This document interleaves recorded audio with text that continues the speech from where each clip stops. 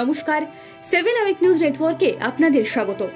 গাড়ি দুর্ঘটনায় গুরুতর আহত হয়ে মৃত্যুশয্যায় ছেলে, ভেঙে গিয়েছে কোমর এবং পা, উঠে দাঁড়াবার শক্তি নেই। অর্থাভাবে প্রয়োজনীয় চিকিৎসা ওষুধ তো দুরস্ত, ভালোভাবে জোটে না বেঁচে থাকবার জন্য ন্যূনতম খাবারও নেই, স্বাস্থ্যসাথী কার্ডও। চোখের সামনে তিলে তিলে মৃত্যুর কোলে ঢলে পড়ছে ছেলে। খাদ্যের অভাবে কঙ্কালসার চেহারা হয়ে গিয়েছে ছেলের। এহেন পরিস্থিতিতে ছেলের চিকিৎসার খরচ জোগাতে দুয়ারে দুয়ারে ঘুরছেন মালদার হরিশ্চন্দ্রপুরের বহর গ্রামের বাসিন্দা অসহায় বৃদ্ধ তাজ মোহাম্মদ। উল্লেখ্য, মাস তিনেক আগে ভবানীপুর ব্রিজ মোড়ে গাড়ি দুর্ঘটনায় কোমর এবং পায়ে গুরুতর আঘাত পান রহিম আলী। ছেলের চিকিৎসার খরচ জোগাতে সেই সম্বল 1 কাঠা জমি বিক্রি করে 10 লক্ষ টাকা খরচ করে বহু জায়গায় ঘুরে অবশেষে কলকাতায় এনে চিকিৎসাও করান। কিন্তু সম্পূর্ণ সুস্থ হতে প্রয়োজন আরও 5 থেকে 6 লক্ষ টাকা, যা জোগাড় করবার সামর্থ্য নেই কর্মহীন ওই বৃদ্ধে। অসুস্থ ছেলেকে বাঁচাতে মানুষের দুয়ারে দুয়ারে ঘুরেছেন আর্থিক সাহায্যের জন্য, তাতেও সুরাহা না হওয়ায় এবার অসুস্থ সন্তানকে বাঁচাতে তার চিকিৎসার জন্য মুখ্যমন্ত্রীর কাছে হাত জোর করে অনুরোধ জানালেন বছর 65 অসহায় বাবা তাজ মোহাম্মদ। পাইদল যাচ্ছিল আর পাশার দিক থেকে আসে মারে দিল ধাক্কা। তারপর দুর্ঘটনার পরে কি হলো আপনার ছেলের? আমি নিয়ে চলে গেলাম পুণ্যায় যাই না, ওখানে 6 দিন থাকলো।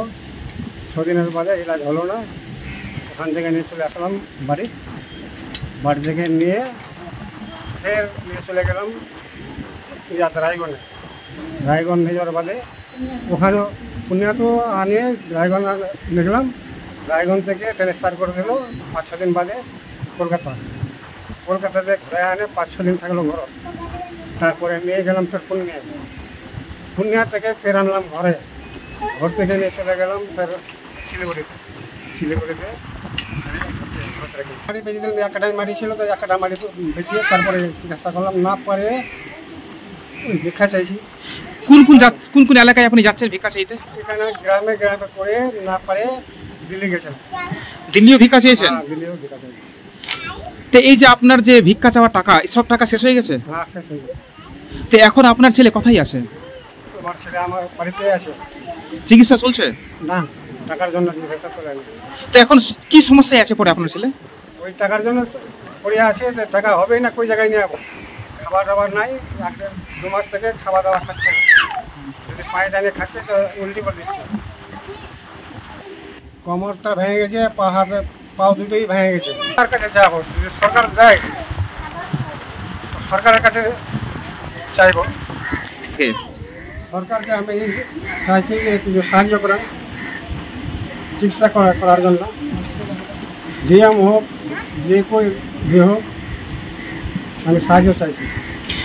মালদা থেকে তনুজ জৈনের রিপোর্ট, 7 আওয়ার নিউজ নেটওয়ার্ক। আরো বিভিন্ন খবরের আপডেট জানতে হলে 7 আওয়ার নিউজ চ্যানেলটিকে সাবস্ক্রাইব করতে ভুলবেন না, কারণ আপনাদের একটা সাবস্ক্রিপশন আমাদের কাছে অত্যন্ত মূল্যবান।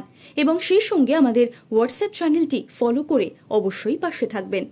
জয় হিন্দ।